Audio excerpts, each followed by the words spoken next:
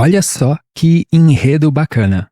De uma distância de 600 mil anos-luz, um sinal alienígena chega ao planeta Terra. Quando os cientistas decodificam esse sinal, eles descobrem que se trata de uma sequência de RNA. Essa sequência, então, é testada em ratos de laboratório. Porém, em poucas semanas, um vírus global se espalha, cujo principal efeito é a união dos humanos em uma única consciência compartilhada, onde os corpos individuais permanecem, mas conectados a uma mesma mente geral. Esse é um resumo bastante rápido da série Pluribus. No entanto, é bastante provável que a grande maioria dos espectadores tenha se equivocado ao interpretar o que significa essa unificação das mentes. O maior erro seria pensar que se trata de algum tipo de telepatia. E provavelmente a maioria das pessoas interpretou assim devido à visão de mundo dominante atualmente, o fisicalismo, o qual assume que a consciência é, indubitavelmente, um produto do cérebro.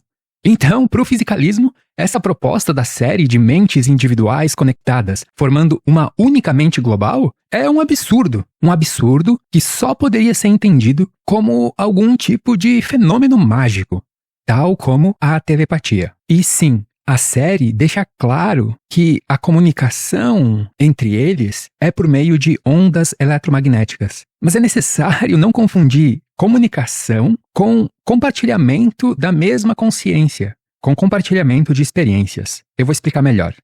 Porque esse erro de interpretação não é apenas uma opinião minha. Ele é comprovado na própria série. E não se preocupa, eu não vou dar spoiler. Veja o seguinte, a protagonista, a Carol, é uma das únicas pessoas imunes ao vírus, ou seja, é uma das únicas pessoas que não teve a sua individualidade desfragmentada. Em uma cena dos episódios iniciais, ela está conversando com outro humano que faz parte da mente global. E aí, a Carol faz uma pergunta cuja resposta nos revela a interpretação correta. Esse humano com quem a Carol está conversando é o seu contato com a mente geral. Pois o que o seu contato experiencia, todos os outros humanos infectados instantaneamente experienciam também. E é à vista disso que a Carol faz a seguinte pergunta: se você beber álcool, todas as outras pessoas também vão ficar bêbadas? E aí o contato ri e responde: não funciona assim. E o que ele quis dizer com isso? Ele quis dizer que o que ele faz com o corpo físico dele acontece só com ele.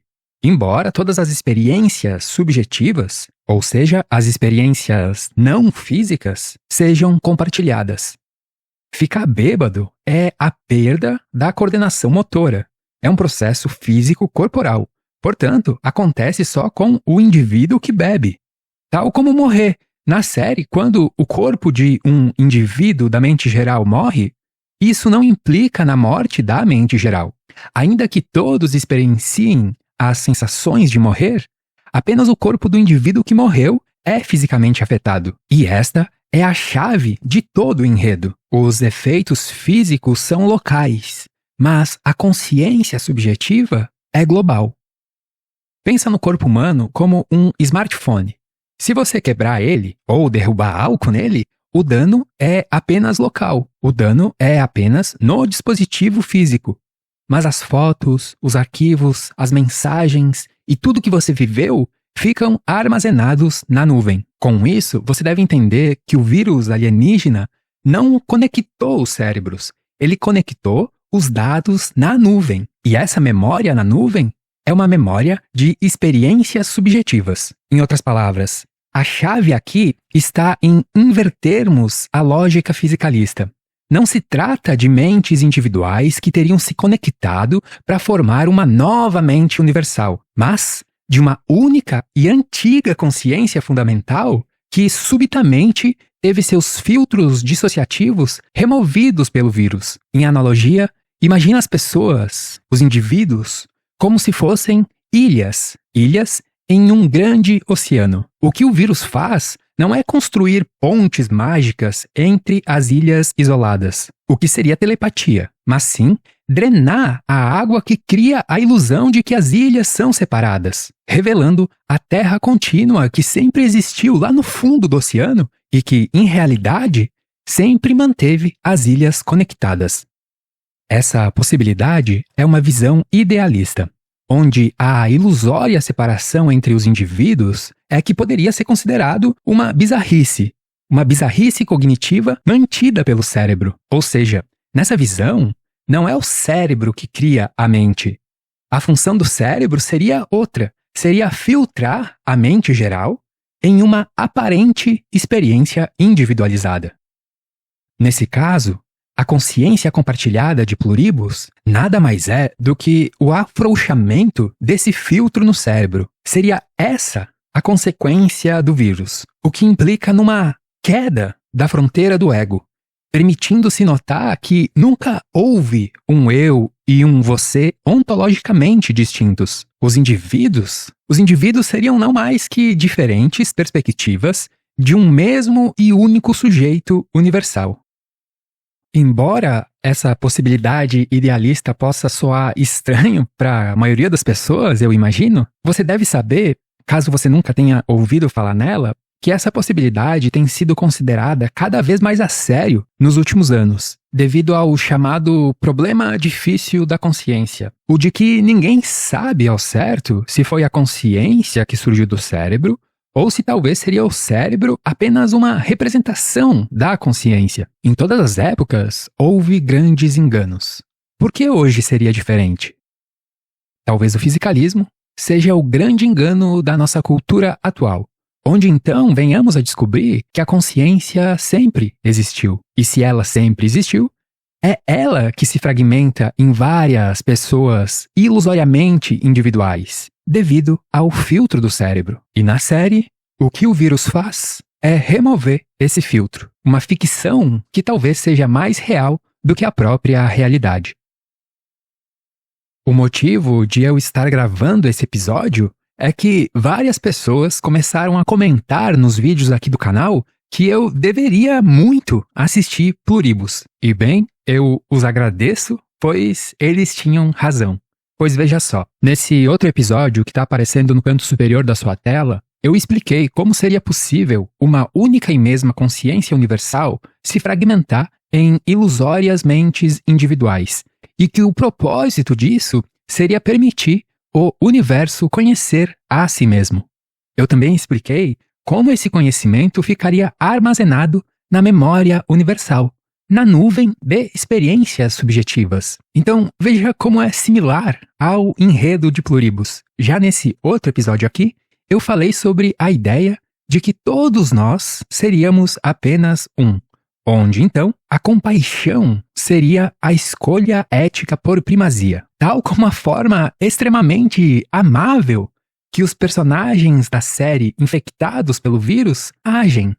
E para fundamentar tudo isso cientificamente, há, por fim, esse outro episódio sobre o espaço vazio, onde eu expliquei que as coisas só parecem separadas umas das outras porque o espaço vazio é invisível à nossa percepção sensorial. Quer dizer, se nós fôssemos capazes de perceber as flutuações energéticas do espaço vazio, nós perceberíamos como nada é realmente separado de nada. Eu deixei na descrição o link desses 3 episódios para que você possa assisti-los em ordem cronológica, caso você queira se aprofundar nesses assuntos que têm tudo a ver com a filosofia da série Pluribus. Outra questão interessante que surge assistindo à série é a seguinte: se as memórias são compartilhadas entre todas as pessoas infectadas e elas agem em uníssono, esses corpos individuais ainda são pessoas? Aqui nós podemos lembrar do famoso paradoxo do navio de Teseu, que é um dos problemas mais antigos da filosofia, o problema da identidade. Imagina que o navio de Teseu é todo de madeira. Ele saiu do porto Y em direção ao porto X. Durante a viagem, todas as madeiras foram trocadas por madeiras novas. As madeiras velhas foram jogadas fora, na água. O navio construído manteve o mesmo formato, mas com o seu material completamente substituído. De modo que, quando o navio chegou ao porto destino, a gente poderia perguntar: o navio de Teseu ainda é o mesmo navio? Se sim, por quê? Apenas porque ele manteve a mesma forma? Apenas porque ele continuou com o mesmo destino? Mas e digamos que alguém que viesse atrás do navio pegasse todas as madeiras velhas e reconstruísse um novo navio exatamente igual ao original. Aqui surgem novas perguntas, pois quando ambos chegam ao porto, qual dos dois é o original? O velho, com as madeiras novas, ou o novo, que veio atrás, com as madeiras antigas? O navio de Teseu é uma metáfora para o nosso corpo. Você não é o mesmo corpo que era quando criança. As suas células e átomos são constantemente trocados. Mas então, o que mantém a sua individualidade? De modo geral, há duas alternativas. A primeira é assumir a hipótese fisicalista, a de que são os cérebros que geram a mente. Mesmo que todos os átomos do cérebro sejam trocados durante a vida, algo se mantém. Assim como o navio de Teseu, o que se mantém é a estrutura particular, a forma. Então, se você mantém aquele formato único e particular, que é o do seu cérebro, então talvez você possa gerar uma experiência única e particular que você chama de eu. Um eu que emergeria do formato específico que a matéria toma no seu cérebro. Mas aqui, no entanto, nós enfrentamos o mesmo problema do navio reconstruído com as madeiras antigas. Se reconstruíssemos outro cérebro com o mesmo formato que o seu, ele seria outro você ou seria uma espécie de clone? Ou seja, nós teríamos dois de você ou teríamos você e uma simples cópia? E se essa simples cópia fosse feita com os átomos antigos do seu corpo? Qual seria o verdadeiro você? O novo ou o velho? Já a segunda alternativa para esse problema é entender o cérebro como um receptor da consciência, e não como o gerador.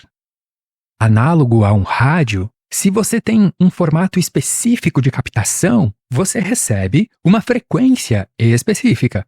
Conforme você vai envelhecendo, você vai, digamos, sintonizando em novas frequências.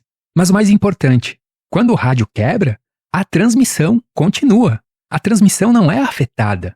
Pensa, então, no que seria a morte diante dessa perspectiva. Ela não é, certamente, o fim das ondas de rádio. Ela é apenas o fim da tradução daquelas ondas em uma transmissão localizada.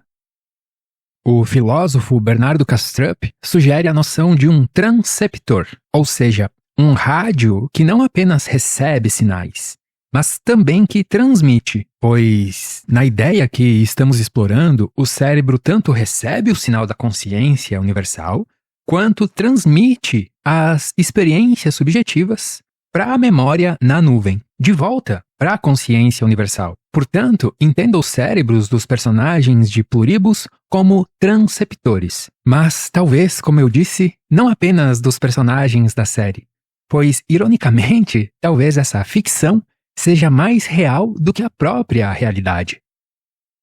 Antes da gente continuar, se você gosta dos conteúdos aqui do canal, então me ajuda a continuar com esse projeto, deixando o seu like, deixando a sua opinião sincera nos comentários, compartilhando nas redes sociais e se inscrevendo. Todos esses detalhes que fazem o algoritmo entender que o conteúdo é relevante. Talvez a grande pergunta que você esteja se fazendo agora é: será que o que acontece em Pluribus poderia mesmo acontecer na vida real? Para a gente responder isso de uma forma mais precisa, a gente precisa antes separar o que é biologia do que é metafísica. Comecemos pelo sinal alienígena. Na série, a mensagem extraterrestre não é um simples "Olá, nós somos seres de outro planeta, nós também existimos. Tem mais alguém aí?" A sonda Voyager, mandada pelos humanos ao espaço nos anos 70, tinha mais ou menos essa intenção, fazer não mais que um possível contato. Mas, por outro lado, ela também tinha gravado a nossa maior descoberta, a estrutura do átomo. E isso é bastante similar à intenção alienígena na série, compartilhar o que provavelmente era a sua maior descoberta, uma sequência de RNA capaz de quebrar a barreira da individualidade. A questão aqui pra gente é: mas isso é plausível cientificamente? Bom, quanto ao envio do sinal contendo informações genéticas e a sua respectiva sintetização em laboratório, a resposta, como você sabe, é sim. Nós, humanos, já criamos vida sintética a partir de códigos digitais em laboratório. Mas e quanto ao vírus? O comportamento descrito em Pluribus lembra bastante o vírus da raiva, que é uma alteração agressiva no hospedeiro a fim de garantir a sua própria propagação. Então, até aqui, nós estamos no terreno da virologia conhecida. O problema mesmo surge quando a gente chega na mente de colmeia. Quando a gente chega nessa ideia de mente coletiva, é onde a ciência materialista chega na sua fronteira. Para um cientista que acredita que o cérebro gera a consciência, a ideia de um vírus fundir mentes é quase que magia. Eles olham para as abelhas e as formigas, que são seres que funcionam como super-organismos, e tentam até traçar paralelos, mas não conseguem, pois esses insetos que parecem agir através de uma mente compartilhada, na verdade se comunicam através de feromônios. Mas quando se trata dos humanos na série, não tem esse meio físico de conexão. Voltando agora àquela tese do cérebro como um transceptor, a tecnologia moderna talvez possa nos dar uma pista. A empresa do Elon Musk, a Neuralink, já tem produzido e implantado chips capazes de traduzir intenção mental em comando digital. Por exemplo, já é possível controlar a seta de um mouse ou até mesmo escrever texto apenas com pensamentos. Agora, pensa comigo. Se a tecnologia algum dia conseguir conectar dois cérebros perfeitamente, o que acontece? Para o materialista, seria uma simples troca de dados. Já para o idealista, essa conexão tecnológica seria uma quebra artificial do muro da dissociação.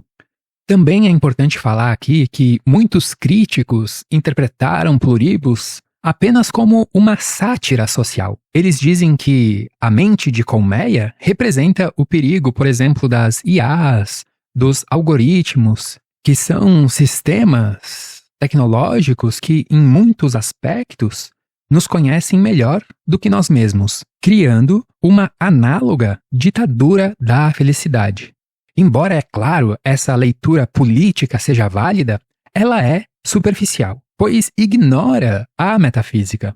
O problema da Carol não é simplesmente político, ele é existencial. Ela não está lutando contra um algoritmo, ela está lutando contra a própria natureza da realidade. O que a sociologia chama de perda da autonomia, um filósofo poderia muito bem chamar de iluminação. A grande questão moral que a série nos convida a refletir é a seguinte: a sua autonomia vale a sua solidão? A primeira impressão que a série nos propõe é que essa junção das mentes é uma invasão, um apocalipse forçado. Mas e se na realidade for uma sedução? Por que sedução? Porque você seria arrastado para a colmeia, não à força, mas talvez entrasse nela de boa vontade, trocando a sua pesada liberdade individual pelo conforto irresistível de nunca mais se sentir sozinho. Em outras palavras, em Pluribus, a mente coletiva elimina a guerra, o sofrimento e a solidão. O preço é a sua individualidade, esse seu pequeno e doloroso eu. Assim, a pergunta que a ficção nos deixa e que a ciência não pode responder é ética. Será que a sua individualidade vale a dor que ela causa? O Schopenhauer dizia que a vida individual oscila como um pêndulo entre a dor e o tédio. A humanidade, em Pluribus, escolheu parar o pêndulo. Eles sacrificaram o indivíduo para matar a dor. A protagonista, a Carol, luta para manter a sua individualidade, mesmo que isso signifique viver no inferno emocional do ego. Ou seja, a gente poderia dizer que a Carol caiu na armadilha fisicalista. Isso não significa que ela não deveria estar fazendo o que ela está. Significa apenas que talvez ela não tenha se dado conta as razões pelas quais ela faz o que faz. Isso também nos leva a entender que Pluribus não é apenas sobre alienígenas. É sobre o medo que o ego tem de descobrir que ele não existe. É sobre o pavor de olhar no espelho e ver não um rosto único, mas o universo inteiro olhando de volta. E talvez, portanto, a ficção científica esteja nos preparando para um momento em que a tecnologia ou a evolução finalmente desligue os nossos filtros e nos faça acordar desse sonho de separação. A genialidade de Pluribus reside justamente nisso. A série não tenta criar uma distopia da dor, mas uma distopia da felicidade. E é nesse cenário que surge a Carol.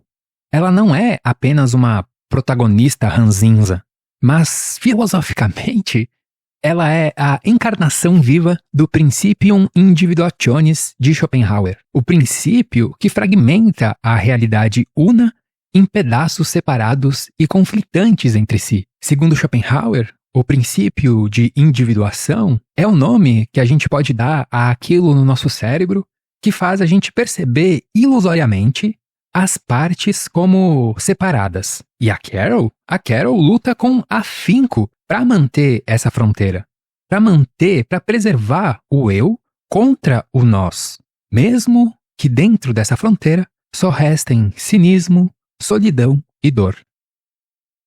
Isso nos leva a uma questão muito fina. Será que o ego precisa do sofrimento para existir?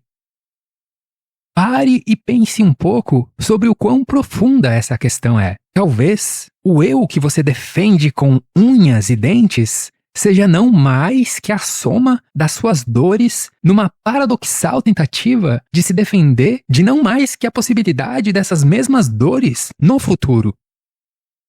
Ou seja, talvez o ego não tema a dor, mas dependa dela. Tem uma cena crucial onde a Carol, num acesso de fúria puramente egóico, toma uma decisão que mata milhões de pessoas conectadas à colmeia. E qual era o crime da colmeia? Apenas tentar ajudar a Carol a ser feliz. A colmeia oferece o fim da angústia, mas a Carol rejeita essa oferta com um genocídio. Mas isso também nos permite entender que o sofrimento da Carol não é inócuo. Ele é tóxico para a colmeia. E é por isso que a colmeia quer tanto curá-la. É por isso que a colmeia quer tanto que a Carol seja feliz. E aqui nós encontramos a prova definitiva da perspectiva idealista na série. Embora a Carol não tenha acesso à mente de colmeia, à memória de experiências subjetivas, a sua própria experiência subjetiva continua a ser compartilhada na consciência universal. Devido a Carol não ter sido infectada pelo vírus, o cérebro dela continua bloqueando o download da memória subjetiva universal. E assim, ela não consegue acessar o conhecimento da colmeia. Ela vive no escuro. Mas o upload continua. O upload continua intacto. Em outras palavras, isso significa que a imunidade de Carol é uma via de mão única. Ela é surda para a paz deles. Mas eles não são imunes ao caos dela. A colmeia quer curar a Carol não apenas por bondade, mas por sobrevivência. Porque a existência de um ego sofrendo é uma espécie de ferida aberta para a mente geral. Para a colmeia, a individualidade de Carol é uma espécie de câncer, algo que prejudica o organismo. Mas eles não podem apenas eliminar a Carol, pois eles não praticam o mal. Enfim, se a Carol fosse realmente um indivíduo isolado, onde as suas experiências subjetivas fossem algo trancafiado apenas dentro do cérebro dela, a dor dela seria problema apenas dela. Mas a série nos mostra o contrário. A angústia da Carol é sentida pela colmeia. E é claro, mesmo que a colmeia ainda não tenha revelado isso para Carol. Mas o mais importante aqui é que isso nos leva de volta à questão de: será que a sua identidade depende do conflito para existir? Quer dizer, pensa no seguinte: será que se nós retirássemos os seus traumas, os seus medos, a sua privacidade e os seus segredos mentais inconfessáveis, a grande questão é: será que sobraria alguém aí?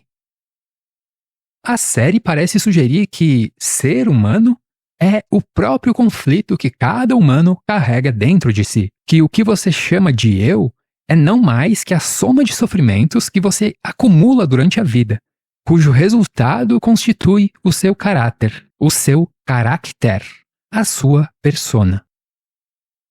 Tudo isso é análogo a um sonho.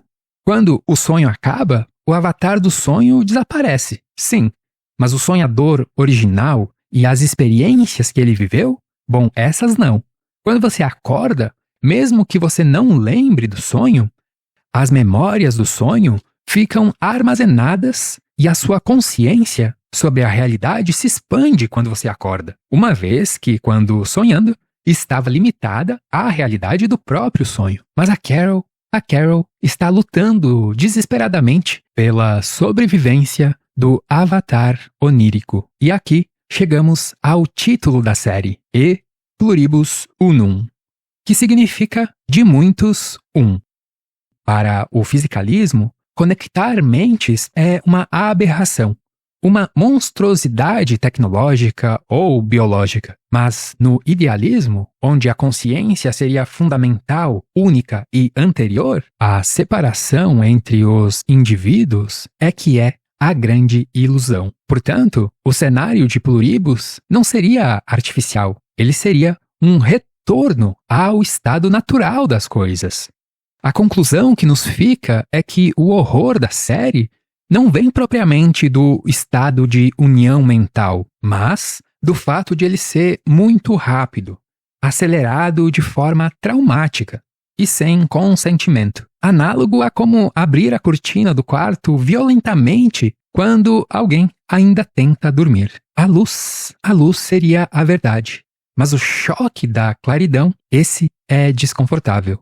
Entretanto, uma coisa é certa: o dia só começa depois que você aceita abrir os olhos. A grande lição de Pluribus não é que a mente única seria má ou tirânica. A lição é que o ego, em sua ilusão da individualidade, prefere reinar no inferno a servir no céu.